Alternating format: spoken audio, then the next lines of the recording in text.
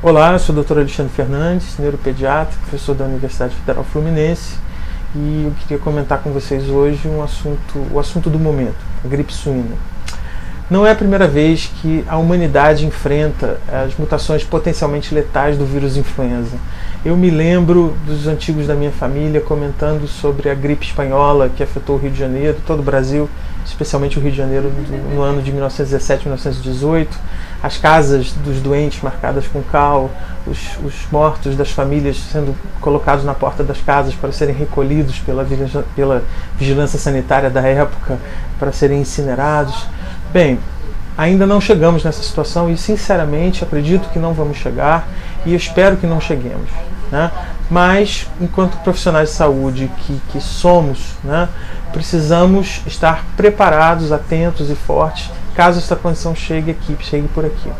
Esse vírus, essa mutação do influenza é chamada de vírus com a mutação H1N1, e que é o responsável pela gripe suína, ou mexicana, ou porcina, né? Várias fontes podem chamar de vários nomes. A melhor fonte de informação, na minha opinião, a respeito desse assunto está sendo o CDC norte-americano, o site do CDC norte-americano. Eles diariamente divulgam atualizações sobre diagnóstico, recomendações de tratamento, recomendações de isolamento, recomendações de quimioprofilaxia, e que devem ser acessados com frequência por todos nós, né? Para que a gente possa dar uma boa qualidade e uma uniformidade no atendimento desses pacientes. Bem, a transmissão do vírus influenza nessa mutação H1N1 é interpessoal, no contato com secreções de vias aéreas superiores, né? Não há por que a gente ficar preocupado com contágio por outras formas, como, por exemplo, a ingestão de carne de porco. O CDC classifica os casos como suspeitos ou confirmados.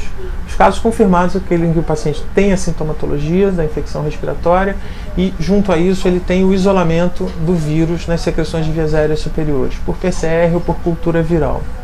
Os casos são considerados suspeitos quando o paciente apresenta sintomatologia respiratória, são residentes ou vêm de áreas em que tenha ocorrido pelo menos um caso de gripe suína confirmado. Os principais sintomas da gripe suína, vale lembrar, são os mesmos que a gente encontra em qualquer infecção por influenza. Febre, geralmente alta, coriza, rinorreia, tosse, e a partir daí, então, o paciente pode evoluir com complicações, como, por exemplo, o agravamento de condições clínicas pré-existentes, ou então complicações do trato respiratório superior, como otite, sinusite, laringite, ou do trato respiratório inferior, como pneumonias, né, asma, bronquiolite, ou até mesmo síndrome de angústia respiratória. Além dessas complicações do trato respiratório, existem outras complicações que podem ocorrer, como rabdomiólise, miocardite, encefalite, ADEM, afecção desmielinizante do sistema nervoso central, e até mesmo choque séptico. Os grupos populacionais mais vulneráveis à infecção por influenza H1N1 são os extremos da vida: pacientes com menos de 2 anos, pacientes com mais de 65 anos, que possuem alguma doença crônica, como, por exemplo, doenças pulmonares crônicas, ou estão em uso de alguma terapia imunossupressora, ou pacientes HIV positivos com algum grau de imunossupressão. Outros pacientes que também podem ter maior predisposição estão os doentes renais crônicos, estão os pacientes falcêmicos ou diabéticos, entre outros. Os exames que confirmam o diagnóstico de gripe suína, né, são aqueles que incluem a pesquisa do vírus diretamente na secreção respiratória, que pode ser colhida por aspirado, seja aspirado de secreção nasal ou aspirado traqueal, ou através de suave, né? Esse material pode ser avaliado tanto pelo PCR, né, pela metodologia do PCR, como por cultura viral. Não há indícios ainda de que o vírus H1N1 seja resistente aos antivirais que nós já conhecemos, né? Então, as recomendações para o uso desses antirretrovirais, como dose, esquemas terapêuticos, etc., também estão disponíveis no site do CDC. Mas, em geral, pacientes com mais de 40 kg, crianças com mais de 40 kg e pacientes adultos devem usar 75 mg 2 vezes ao dia. E esse medicamento deve ser iniciado o quanto antes a todos os pacientes, né? Priorizando-se sempre aqueles que têm maior risco.